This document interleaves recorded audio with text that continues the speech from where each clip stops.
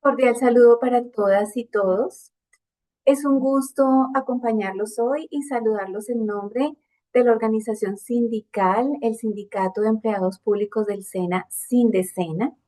Mi nombre es Mónica Ospina Correa, soy afiliada a esta organización y además hago parte del comité de acompañamiento del concurso de méritos de la Comisión Nacional del Servicio Civil, SENA 4.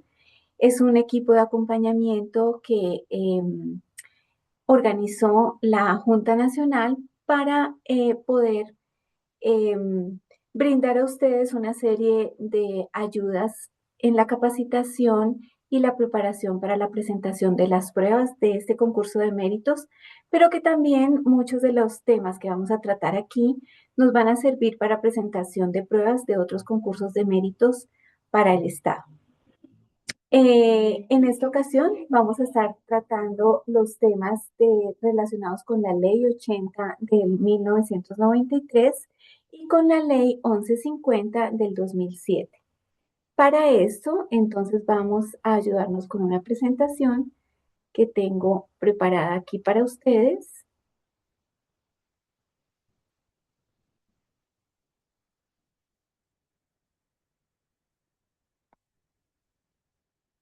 y que ya ustedes están viendo. Bien. Los principios generales de la Ley 80 de 1993 son muy importantes porque nos presentan el marco normativo para la actuación administrativa en materia de contratación pública. Esta ley básicamente lo que hace es expedir el Estatuto General de Contratación en la Administración Pública. Por medio de ella se regulan eh, todas las condiciones y características sobre cómo deben contratar las entidades del Estado colombiano. Se establecen los principios, procedimientos y responsabilidades para garantizar transparencia, eficacia y buen uso de los recursos públicos. La Ley 80 de 1993 busca entonces garantizar que la contratación estatal sea transparente, sea eficiente y esté orientada al interés público, definiendo entonces las reglas claras para las entidades y para los contratistas. En el material que nosotros vamos a disponer para que ustedes consulten, se encuentran algunos videos que están disponibles en YouTube también, uno de los cuales es este que estoy presentando en esta diapositiva y básicamente encuentran el link en los comentarios de este video. El objeto básico de la ley, pues es básicamente dictar las reglas y principios que rigen toda la contratación pública en las entidades estatales. Esto está consignado en el artículo primero de la ley. El artículo segundo nos habla de algunas definiciones claves y como tal estas definiciones están eh, limitadas, pues están especificadas básicamente en lo que tiene que ver con entidades estatales y con servidores públicos. Entonces, ¿qué se denominan entidades estatales? La nación, las regiones, los departamentos, las provincias, los municipios, los distritos capitales, las áreas metropolitanas, las asociaciones de municipios y los territorios indígenas, y también incluye establecimientos públicos como empresas industriales y comerciales del Estado o sociedades de economía mixta con participación estatal superior al 50%. Incluye también otras entidades que tienen mayoría de participación pública en todos los niveles del Estado sin importar su denominación, pero que la condición sea que tienen mayoría de participación pública. También se consideran entidades estatales el Senado, la Cámara de Representantes, el Consejo Superior de la Judicatura, la Fiscalía General de la Nación, la Contraloría General de la República, las Contralorías departamentales, distritales y municipales, la Procuraduría General de la Nación, la Registraduría Nacional del Estado Civil, los ministerios y los departamentos administrativos, las superintendencias y las unidades administrativas especiales. y en general cualquier otro organismo o dependencia del Estado que tenga capacidad para celebrar contratos.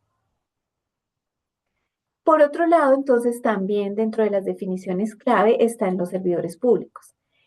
¿Qué se considera un servidor público? Entonces, ¿o a quiénes se consideran servidores públicos? A todas las personas naturales que prestan sus servicios de manera dependiente a entidades y organismos del Estado, con excepción de asociaciones y fundaciones de participación mixta.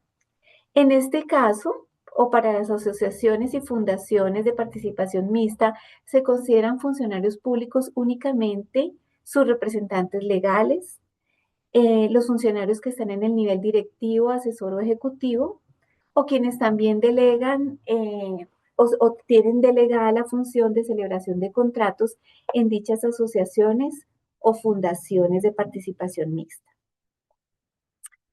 Bien,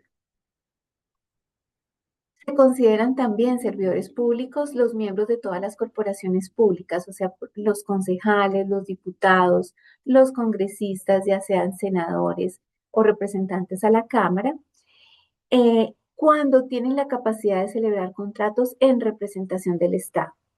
Esto significa entonces que no es solo un cargo, sino también la función que cumplen estos servidores públicos para estos casos. Los servidores públicos entonces son importantes definidos en esta ley porque adquieren responsabilidades legales cuando celebran contratos o cuando participan en la celebración de los contratos en el sector público. Se denominan servicios públicos, esta es la tercera denominación clave importante para esta ley, aquellos destinados a satisfacer las necesidades colectivas de forma general, permanente y continua, bajo la dirección, regulación y control del Estado. Los servicios públicos también incluyen los servicios mediante los cuales el Estado busca preservar el orden público y asegurar el cumplimiento de sus fines. Bien, en el artículo 3 de esta ley se encuentran básicamente los fines de la contratación estatal, en cuanto a lo que tiene que ver con los servidores públicos y con los contratistas. Entonces, los servidores públicos tendrán en consideración que al celebrar contratos y con la ejecución de los mismos, las entidades buscan el cumplimiento de los fines estatales, la continua y eficiente prestación de los servicios públicos y la efectividad de los derechos e intereses de los administrados que colaboran con ellas en la consecución de dichos fines. Y los particulares que celebran contratos, por su parte, tendrán en cuenta que al celebrar y ejecutar contratos con las entidades estatales, que además de la obtención de utilidades cuya protección garantiza el Estado, colaborarán con ellas en el logro de sus fines porque cumplen una función social que como tal implica obligaciones. Y cumplen esa función social en el momento en que celebran el contrato con la entidad pública o la entidad estatal. El ámbito de aplicación de la ley en síntesis es entonces en la nación, los departamentos, municipios y demás entidades públicas, empresas industriales y comerciales del Estado y cualquier entidad que administre recursos públicos para la contratación estatal. El artículo 4 de la Ley 80 de 1993 está especificando los derechos y deberes de las entidades estatales en la contratación pública. Es un artículo extenso. En los comentarios de este video también vamos a poner el link para que puedan consultar la ley en su máxima, en su totalidad. Aquí básicamente traemos a colación los más importantes derechos y deberes de las entidades estatales, porque son bastantes, pero los más importantes son exigir del contratista la ejecución idónea y oportuna del objeto contratado. Igual exigencia podrá ser el garante. Adelantar las gestiones necesarias para el reconocimiento y cobro de las sanciones pecuniarias y garantías a que hubiere lugar en la ejecución del contrato. Solicitar la actualización o la revisión de los precios cuando se produzcan fenómenos que alteren en su contra el equilibrio económico o financiero del contrato. Adelantar revisiones periódicas de las obras ejecutadas, servicios prestados o bienes suministrados, para verificar que ellos cumplan con las condiciones de calidad ofrecidas por los contratistas. Y promover acciones de responsabilidad contra los contratistas y sus garantes cuando dichas condiciones no se cumplan como quedó estipulado en los contratos.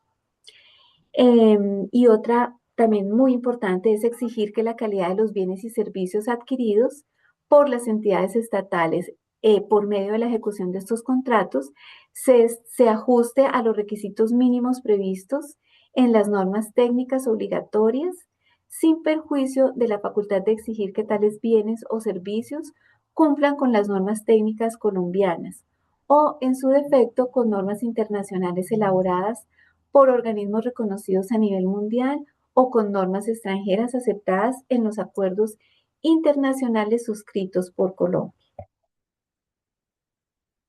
El artículo 5 habla de la misma manera de los derechos y deberes de los contratistas.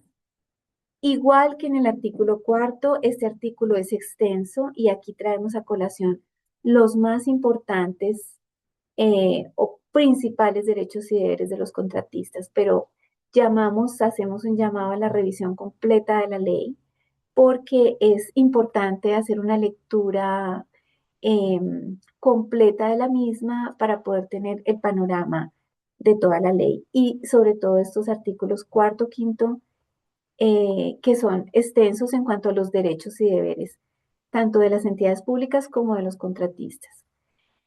Entre los principales que traemos aquí, para la consecución de los fines de los que trata el artículo 3, las entidades estatales tendrán el derecho a recibir oportunamente por parte de los contratistas la remuneración pactada y a que el valor intrínseco de la misma no se altere o modifique durante la vigencia del contrato. Colaborarán las entidades contratantes en lo que sea necesario para que el objeto contratado se cumpla y que éste sea de la mejor calidad. Acatarán las órdenes que durante el desarrollo del contrato las entidades les impartan y de manera general obrarán con lealtad y buena fe en las distintas etapas contractuales, evitando las dilaciones y entrabamientos que pudieran presentarse. Podrán también acudir a las autoridades con el fin de obtener protección de los derechos derivados del contrato y la sanción para quienes los desconozcan o vulneren, y no accederán a peticiones o amenazas de quienes actúen por fuera de la ley con el fin de obligarlos a hacer u omitir algún acto o hecho por parte de la entidad estatal. El artículo 6 habla de la capacidad para contratar. Entonces, ¿de qué organizaciones, cierto, entidades, instituciones u otras figuras de personas jurídicas pueden contratar con el Estado? Para esto tenemos un listado general de 9 tipos de estas organizaciones, que son cabildos indígenas, consejos comunitarios de las comunidades negras, formas o expresiones organizativas, cualquiera de ellas, organizaciones de base de comunidades negras, afrocolombianas, raizales y palenqueras, organizaciones de segundo nivel, asociaciones de consejos comunitarios, formas y expresiones organizativas o organizaciones de base que agrupen a más de 2 inscritas en el registro único de la Dirección de Asuntos para Comunidades Negras, Afrocolombianas, Raizales y Palenqueras del Ministerio del Interior, consorcios, uniones temporales, asociaciones de cabildos indígenas y autoridades tradicionales indígenas y consejos indígenas. Bien, el artículo 8 habla de las inhabilidades e incompatibilidades para contratar. ¿Quiénes no pueden contratar con el Estado colombiano? Entonces, las personas que se hallen inhabilitadas para contratar por la Constitución y las leyes. quienes participaron en licitaciones o concursos o celebración de contratos, de que trata el literal anterior estando inhabilitados, quienes dieron lugar a la declaratoria de caducidad, quienes en sentencia judicial hayan sido condenados a la pena accesoria de interdicción de derechos y funciones públicas y quienes hayan sido sancionados disciplinariamente con destitución. Servidores públicos no pueden contratar con el Estado. Funcionarios que tengan conflictos de intereses como cónyuges o compañeros permanentes y quienes se encuentren dentro del segundo grado de consanguinidad o segundo de afinidad con cualquier otra persona que formalmente haya presentado propuesta para una misma licitación o concurso con el Estado colombiano. ¿Qué principios rigen la contratación estatal? Entonces, ¿cuáles son las reglas fundamentales que deben guiar todo proceso contractual? Primero que todo, la transparencia. La información clara y accesible para garantizar igualdad de oferentes es importantísima. La economía, que tiene que ver con la optimización de recursos y evitar trámites innecesarios que tengan costos adicionales.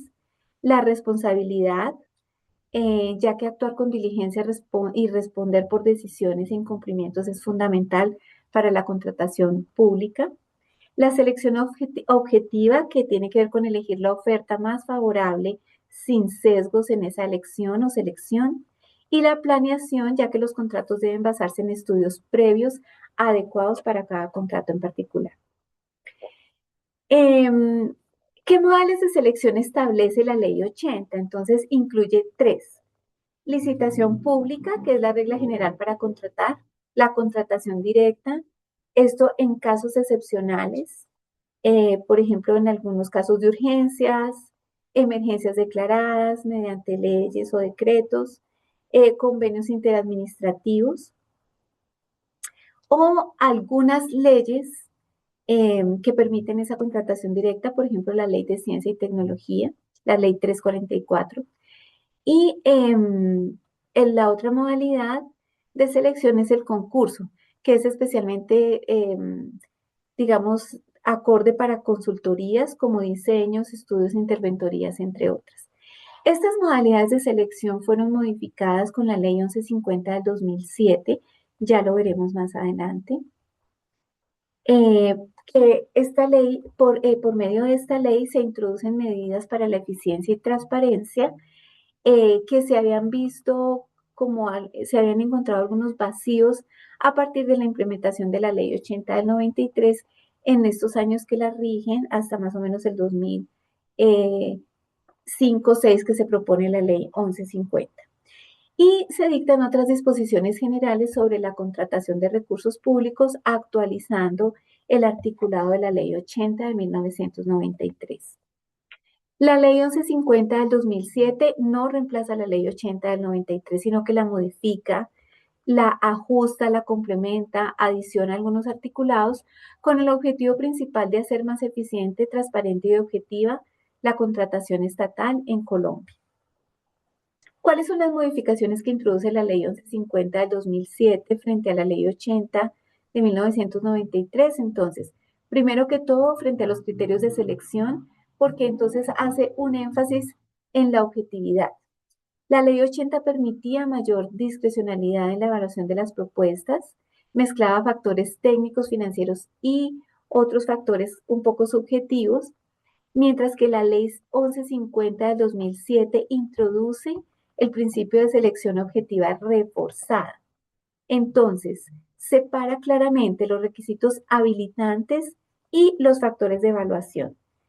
Entre los requisitos habilitantes incluye la capacidad jurídica, la capacidad financiera y la experiencia del proponente. Y en factores de evaluación se rige por precio y calidad, un balance entre precio y calidad. ¿Y esto qué hace? Pues que la ley 1150 incluye, digamos, unos criterios con mucho menor subjetividad frente a la ley 80 de 1993, lo que hace también que se tenga mucho menor riesgo de corrupción.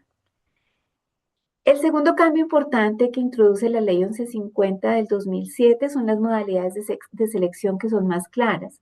Ya no son solo estas tres, sino que además incluye la selección abreviada para casos específicos de menor cuantía o bienes de características técnicas uniformes.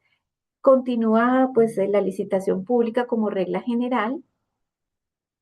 También incluye el concurso de méritos para consultorías e interventorías y enfatiza que la contratación directa solo es en casos excepcionalmente definidos claramente con anterioridad. Delimita mejor estas cuatro modalidades, cosa que no estaba tan clara en la ley 80 y permite identificar mucho mejor por tipo de contratación o por montos las modalidades de selección que uno debe utilizar dependiendo del tipo de contratación que se vaya a realizar. La otra modificación importante es la introducción del SECOP, que fortalece, obviamente, es un sistema que fortalece la publicidad de de los procesos y la transparencia en los mismos. Entonces, obliga a publicar todos los procesos contractuales en el SECOP, en esta plataforma SECOP. Esto le permite a los ciudadanos hacer mucho mayor control y veeduría de todos los procesos. Reduce la contratación a puerta cerrada porque todo es transparente a la luz de la comunidad en general, mediante la consulta en la plataforma. La ley 80 tenía una deficiencia en cuanto a esto porque hablaba de publicidad, de la publicación de los términos de referencia y de los términos para cada uno de los contratos, los pliegos para los contratos, pero no contaba con un sistema electrónico robusto para poder hacer esta publicación. Entonces también había cierta subjetividad en este aspecto de la ley 80 y la ley 1150 fortalece este aspecto. Digamos que la cuarta modificación importante es la inclusión de la subasta inversa y acuerdo marco de precios, que no estaban incluidos en la ley 80. Entonces, la subasta inversa eh, consiste en que gana quien ofrezca el menor precio, cumpliendo con todas las condiciones técnicas exigidas por los pliegos.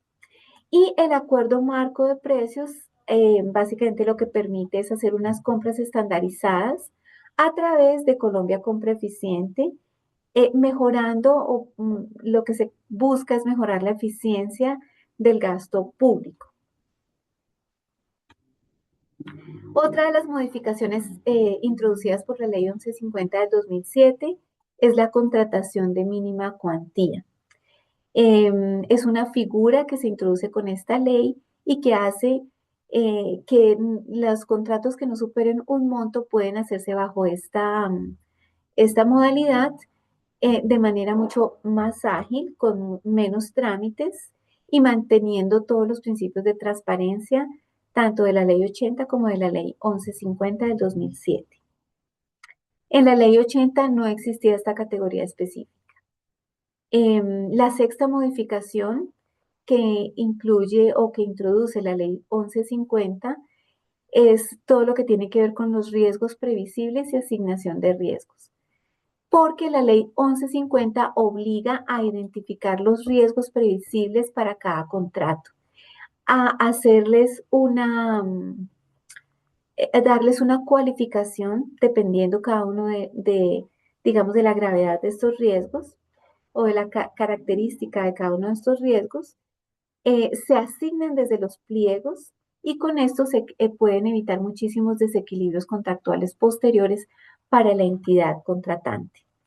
Es un factor que fortalece la planeación contratal, ya que en la ley 80, pues estos aspectos eran mucho más generales y no se tenían en cuenta los riesgos previsibles. Otra modificación que introduce la ley 1150 tiene que ver con medidas para la lucha contra la corrupción.